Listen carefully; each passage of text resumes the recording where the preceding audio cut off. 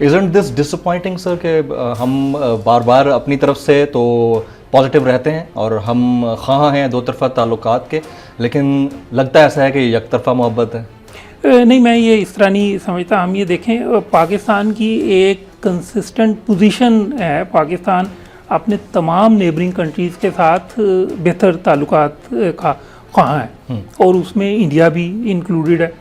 हमारी जो foreign policy है, जिस तरह प्राइम मिनिस्टर साहब भी जब इक़्तिदार में आए तो उन्होंने बात की, उन्होंने कहा जी if India takes one step towards peace Pakistan will take to.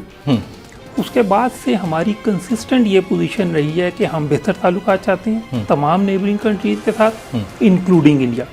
लेकिन उसके लिए ये भी ज़रूरी है कि जितने भी आउटस्टैंडिंग डिस्प्यूट्स हैं उनके रेजोल्यूशन की बात की जाए। हम ये समझते हैं कि जब तक आउटस्टैंडिंग डिस्प्यूट्स को रिजॉल्व नहीं किया जाता उस वक्त तक खित्ते में देरपा अमन का क़याम मुमकिन नहीं होगा। हम जब इंडिया की बात करते हैं तो हम ये समझते हैं कि the most important issue between India and Pakistan is of course Kashmir issue.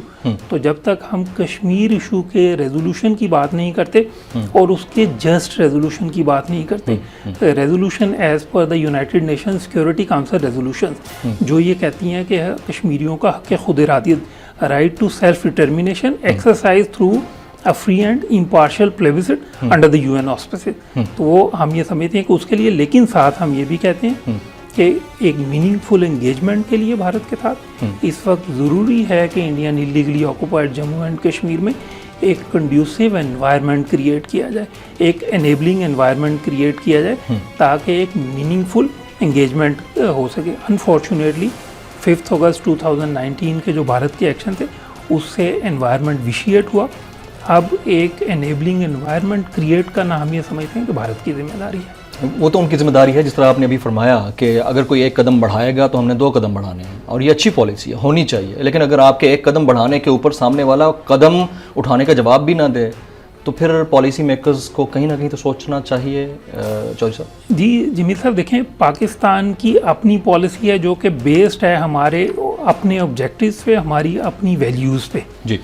तो पाकिस्तान ये समझता है कि हमें तमाम खित्ते के ममालिक के साथ good relation with all it's neighbours, क्योंकि हम खित्ते में अमन के ख्वाह हैं, चाहे वो हमारा मशरकी नेबर हो या मगरबी नेबर हो। पाकिस्तान ये समझता है कि ज़रूरी है खित्ते में देरपा अमन के लिए और खित्ते की खुशहाली के लिए, लोगों की बेहतरी के लिए, कनेक्टिविटी के लिए, रीजनल कनेक्टिविटी की जब हम बात करते हैं उसके लिए पीस इज़ अ प्रीरेक्विजिट। लेकिन उस पीस के लिए just resolution of outstanding disputes बहुत इंपॉर्टेंट है। पाकिस्तान की ये कंसिस्टेंट पोजीशन रही है और पाकिस्तान आज भी उस पोजीशन पर कायम है। लेकिन गुडविल जेस्चर के ऊपर कंसिस्टेंटली साइलेंस नेगेशन की तरफ नहीं ले जाती।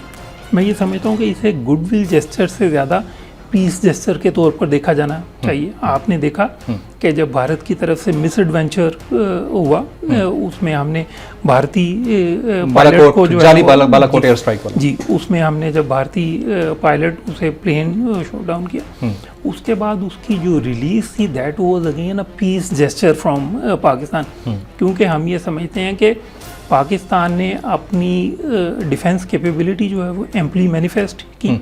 हमने ना सिर्फ भारत को बल्कि दुनिया को ये बावर करवा दिया कि पाकिस्तान ना सिर्फ अपनी दफाई ज़रूरियात से पूरी तरह से वाकिफ़ है बल्कि उसके लिए तैयार भी है।